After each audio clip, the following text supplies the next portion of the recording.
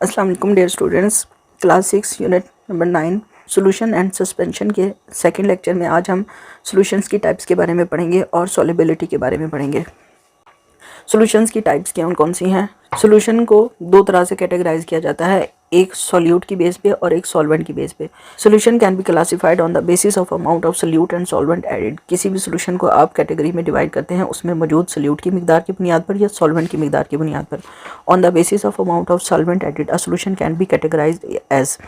किसी भी सॉल्यूशन में सॉल्वेंट की मिकदार कितनी है, कैसी है, इस बुनियाद पर हम सॉल्यूशन को दो कैटेगरी में डिवाइड करते हैं, डाइल्यूट सॉल्यूशन और कंसंट्रेटेड सॉल्यूशन। डाइल्यूट सॉल्यूशन क्या है? A solution which contain a small amount of solute in a large amount of solvent is called a dilute solution. एक ऐसा सॉल्यूशन जिसमें सॉल्वेंट की मिकदार बहुत ज़्यादा हो और सॉल्यूट की मिकदार बहुत थोड़ी हो, डाइल्यूट सॉल्यूशन कहलाता है। For example, if a solution has 50 gram of salt in 1 litre of water, the resulting solution will be a dilute solution. मिसाल के तौर पर एक ऐसा सॉल्यूशन जिसमें 1 लीटर पानी में आपने सिर्फ 50 ग्राम नमक डालकर मिला दिया है, तो इस तरह का सॉल्यूशन डाइल्यूट सॉल्यूशन होगा, पतला सॉल्यूशन होगा। कंसंट्रेटेड यानी गाढ़ा सॉल्यूशन कैसा होगा? A solution which contains a large amount of solute in a small amount of solvent is called a concentrated solution। ऐसा सॉल्यूशन जिसमें सॉल्वेंट की मिकदार कम होगी और सॉल्यूट की मिकदार ज़्यादा होगी। बहुत ज़्यादा मिकदार में आपने सॉल्यूट को एक थोड़ी सी मिकदार के सॉल्वेंट में डाल दिया है, गाढ़ा कर दिया है चीज़ को। For example, if a solution contain 50 gram of salt in half litre of water, the solution will be concentrated. मिसाल के तौर पर आपने आधे लीटर पानी में 50 ग्राम नमक डाल दिया है। डाइल्यूट सॉल्यूशन में आपने 1 लीटर पानी लिया है, कंसनट्रेटेड सॉल्यूशन में आपने आधा लीटर पानी लिया है, तो यहाँ पर सॉल्यूट की मिकदार ज़्यादा है पानी के यानी सॉल्वेंट की मिकदार के निस्बत। तो इस तरह का सॉल्यूशन जिसमें सॉल्यूट ज़्यादा हो, सॉल्वेंट कम हो, कंसनट्रेटेड सॉल्यूशन कहलाता है। Solution can be made concentrated by adding more solute while they can be made dilute by adding more solvent। आप किसी भी सॉल्यूशन को गाढ़ा कर सकते हैं, कंसनट्रेटेड कर सकते हैं उसमें सॉल्यूट ज़्यादा मिलाने से, और आप किसी भी सॉल्यूशन को पतला कर सकते हैं यानी डिल्यूट कर सकते हैं उसमें सॉल्वेंट को और मिलाने से। Solution can also be categorized on the basis of amount of solute added. आप सॉल्यूशन की दर्जाबंदी उसमें मिलाए जाने वाले सॉल्यूट की मिकदार की बुनियाद पर भी कर सकते हैं। सच सॉल्यूशंस आर ऑफ 2 टाइप। इस तरह के सॉल्यूशन जिनमें सॉल्यूट की मिकदार पे आप कैटेगराइज करें, 2 तरह के हैं, सैचुरेटेड सॉल्यूशन और अनसैचुरेटेड सॉल्यूशन। सैचुरेटेड वो सॉल्यूशन है जिसमें आप मज़ीद अब सॉल्यूट ऐड नहीं कर सकेंगे। अनसैचुरेटेड वो है जिसमें मज़ीद सॉल्यूट ऐड करने की गुंजाइश बाकी होगी। A solution which does not have the capacity to dissolve more solute at a specific temperature is called a saturated solution। एक सैचुरेटेड सेरशुदा यानी भरा हुआ सॉल्यूशन वो है जिसमें अब मज़ीद गुंजाइश नहीं है, कैपेसिटी नहीं है कि आप इसमें मज़ीद कोई भी सॉल्यूट डिज़ोल्व कर दें, कोई भी मज़ीद सॉल्यूट डाल दें। अगर डाल भी देंगे तो वो हल नहीं होगा एक ख़ास दर्जा हरारत पर। It contains the maximum amount of solute. इसके अंदर जितना ज़रूरी था उतना सॉल्यूट आ गया है। ये बिल्कुल इसी तरह है कि आप एक गिलास पानी में चीनी हल कर रहे हैं, आप उसमें चीनी डाले जा रहे हैं, एक ख़ास मिकदार में चीनी पानी में हल होती जाएगी, लेकिन एक हद वक्त आएगा जब आप मज़ीद चीनी डालेंगे तो वो पानी की सतह के नीचे बैठना शुरू हो जाएगी, लेकिन पानी में हल नहीं होगी। इस तरह का सॉल्यूशन जिसमें अब मज़ीद चीनी हल नहीं हो रही है सैचुरेटेड सॉल्यूशन है। अनसैचुरेटेड सॉल्यूशन क्या है? ऐसा सॉल्यूशन जिसमें आप मज़ीद सॉल्यूट डालते जाएं तो हल होता जाएगा यानी उसमें अभी गुंजाइश बाकी है। A solution which has the capacity to dissolve more solute at a certain temperature is called a unsaturated solution. Unsaturated solution क्या है कि एक ख़ास दर्जा हरारत पर आप एक सॉल्वेंट में मज़ीद सॉल्यूट डाल रहे हैं और सॉल्यूट उसमें हल होता जा रहा है, यानी उसके अंदर इस सॉल्यूशन में ये गुंजाइश बाकी है, ये कैपेसिटी है कि आप इसमें अभी मज़ीद सॉल्यूट डाल सकते हैं। However, not all substances have the ability to dissolve in other substances। ज़रूरी नहीं कि तमाम अज्जा दूसरे अज्जा को अपने अंदर डिज़ोल्व भी कर सके, अपने अंदर जज्ब भी कर सके। जिस तरह पानी मुख्तलिफ़ चीज़ों को अपने अंदर जज्ब करता है, लेकिन कुछ चीज़ें पानी में भी जज्ब नहीं होती, हल नहीं होती। Each substance behave differently when mixed into another. हर एक जुज़ यानी बिल्कुल ये इस तरह है कि आपने पानी में चीनी डाली है या रेत डाली है या नमक डाला है। चीनी की ज़्यादा मिकदार पानी में हल होती है, नमक की उससे ज़्यादा हल होती है, लेकिन रेत पानी में हल नहीं होती। तो ज़रूरी नहीं कि पानी अगर सॉल्वेंट है और वो चीज़ों को हल कर रहा है तो हर चीज़ ही उसमें हल हो जाए। What is a solubility? Solubility क्या है? किसी भी सॉल्यूट का सॉल्वेंट में हल होना सॉल्युबिलिटी कहलाता है, यानी किसी एक चीज़ का दूसरी में जज्ब हो जाना, हल हो जाना, बिल्कुल मिक्स हो जाना। कुछ चीज़ें ऐसी होती हैं जिस तरह नमक या चीनी पानी में हल हो जाता है तो वो सॉल्युबल है।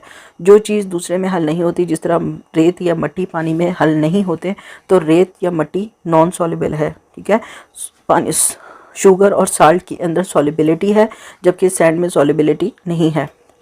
Add 1 teaspoon of sugar to water and stir it. You will notice that sugar has disappeared, forming a sugar solution. अगर आप पानी में 1 चम्मच चीनी डाल रहे हैं और फिर उसको हिला रहे हैं, स्टिर कर रहे हैं, तो आप देखेंगे थोड़ी देर बाद चीनी गायब हो जाएगी और आपको एक चीनी का महलूल मिल जाएगा। In fact sugar does not disappear but it dissolve in water. हकीकत में चीनी गुम नहीं हुई है, ये पानी में हल हो गई है। डिजॉल्व होना, हल होना। Now add a handful of soil in water. अब एक मुट्ठी भर के रेत को पानी में डाल दें। Stir it, you will see the soil is still visible in water. आप इसको हिला रहे हैं लेकिन आप फिर भी देख रहे हैं कि अभी भी मिट्टी आपको पानी में नज़र आ रही है। Sand is insoluble in water so it does not form a solution. क्योंकि मिट्टी या रेत पानी पे हल पजीर नहीं है, इसीलिए ये आपको मुसलसल नज़र आती रहेंगी और इससे कोई भी महलूल या सोल्यूशन तैयार नहीं होगा। Sugar dissolve in water because of its solubility. चीनी पानी में इसलिए हल हो गई है क्योंकि ये हल पजीर है, सॉलिबल है, इसके अंदर सॉलिबिलिटी मौजूद है। अब हम सॉलिबिलिटी को, हल पजीरी को किस तरह से बयान करेंगे या इसकी डेफिनेशन किस तरह लिखेंगे।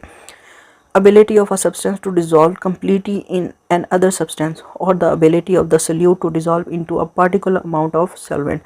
किसी भी मादा की ये खसूसियत कि वो किसी और मादा में जज्ब हो जाए, उसके अंदर मुकम्मल तौर पर जज्ब हो जाए, सॉलिबिलिटी कहलाती है। या सॉलिबिलिटी की दूसरी तारीफ क्या है, किसी भी सॉल्वेंट की ख़ास मिकदार में सल्यूट की ख़ास मिकदार का हल होना।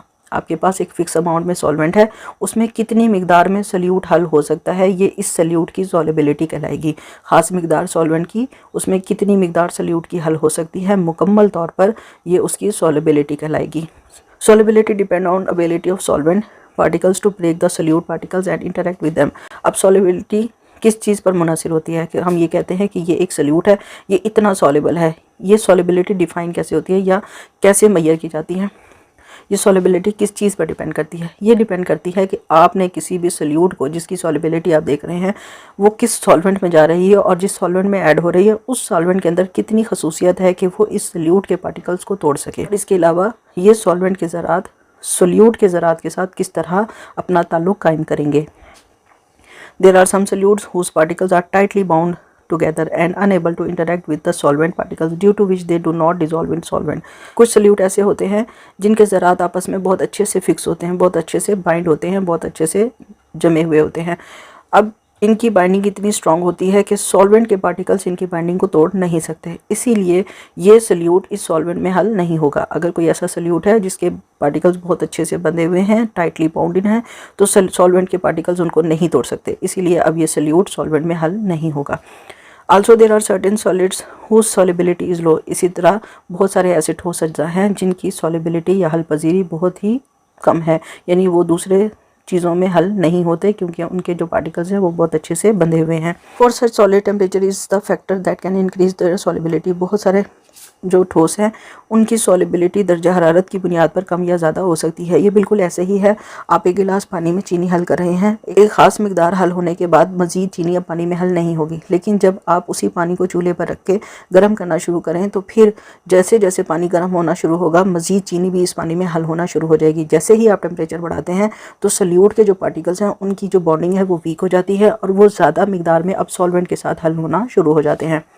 But for the substances which are unable to dissolve in a specific solvent, changing temperature will have no effect on their solubility। लेकिन वो सल्यूट जो किसी ख़ास सॉल्वेंट में हल नहीं हो रहे हैं, वो पहले भी हल नहीं हो रहे, तो उनके ऊपर दर्जा हरारत का किसी भी किस्म का इफ़ेक्ट नहीं होगा। यानी ऐसे सॉल्वेंट ऐसे सल्यूट जो किसी सॉल्वेंट में हल नहीं हो रहे, उनको अगर आप गर्म भी कर लें तब भी वो सॉल्वेंट में हल नहीं होंगे। For example oil and water. तेल को हम जो पानी में डाल दें तो तेल पानी की सतह पर ही रहता है, उसमें हल नहीं होता। आप उसको अगर गर्म भी कर लें तब भी वो हल नहीं होगा। The increase in temperature allow the particles of the solvent to break apart the solute particles and interact with them.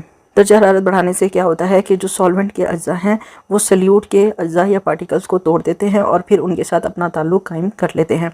The graph show the solubility of different salt at different temperature. इस table में आपको मुख्तलिफ salts की solubility दिखाई गई है। Temperature के बढ़ने की वजह से कुछ साल्ट्स की सॉलिबिलिटी बढ़ जाती है और कुछ की सॉलिबिलिटी पर कोई भी इफेक्ट नहीं होता। हमें एक ख़ास सल्यूट दिखाया गया है जिसमें हमें एक ख़ास सॉल्वेंट में सल्यूट की कंसंट्रेशन और उसकी सॉलिबिलिटी को डिफ़ाइन किया गया है। यहाँ पर ये जो लाइन है ये टेम्परेचर को शो कर रही है और ये लाइन सॉलिबिलिटी को शो कर रही है। 0 डिग्री सेंटीग्रेड से जब हम 10 डिग्री सेंटीग्रेड तक पहुँचे हैं, 0 डिग्री सेंटीग्रेड पर मुख्तलिफ साल्ट्स किस तरह बिहेव कर रहे हैं। सोडियम नाइट्रेट जो कि रेड कलर की लाइन से शो किया गया है, ये ऑलमोस्ट 60 to 70 ग्राम्स हल हुआ है इस सॉल्वेंट में 0 डिग्री सेंटीग्रेड पर। ठीक है, 0 डिग्री सेंटीग्रेड पर ही सोडियम क्लोराइड तकरीबन 40 ग्राम्स हल हुआ। 0 डिग्री सेंटीग्रेड पर ही कैल्शियम क्लोराइड तकरीबन 20 to 30 ग्राम्स हल हुआ। पोटाशियम नाइट्रेट ऑलमोस्ट 10 ग्राम्स हल हुआ। अब हम जिस तरह टेम्परेचर बढ़ा रहे हैं, इस टेम्परेचर के बढ़ने से सॉलिबिलिटी किस तरह इफेक्ट हुई। हमने देखा कि सोडियम नाइट्रेट जब दर्जा हरारत बढ़ाया गया तो इसकी सॉलिबिलिटी भी बढ़ गई। जो 0 डिग्री सेंटीग्रेड पर तकरीबन 10 ग्राम हल हुआ, जब हमने दर्जा हरारत बढ़ाया तो 100 डिग्री सेंटीग्रेड पर ये 250 ग्राम के करीब हल हो गया।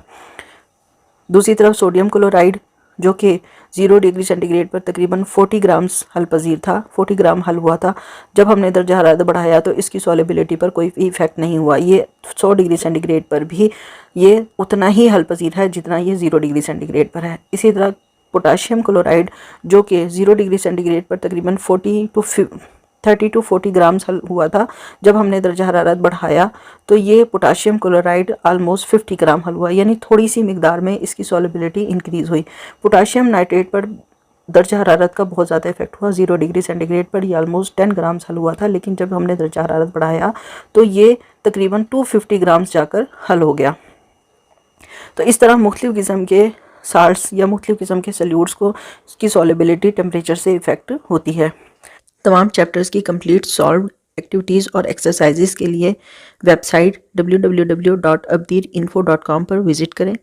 किसी भी क्लास के साइंस या बायोलॉजी के लेक्चर्स हासिल करने के लिए चैनल को सब्सक्राइब करें और कमेंट बॉक्स में डिमांड लिखकर मैसेज करें।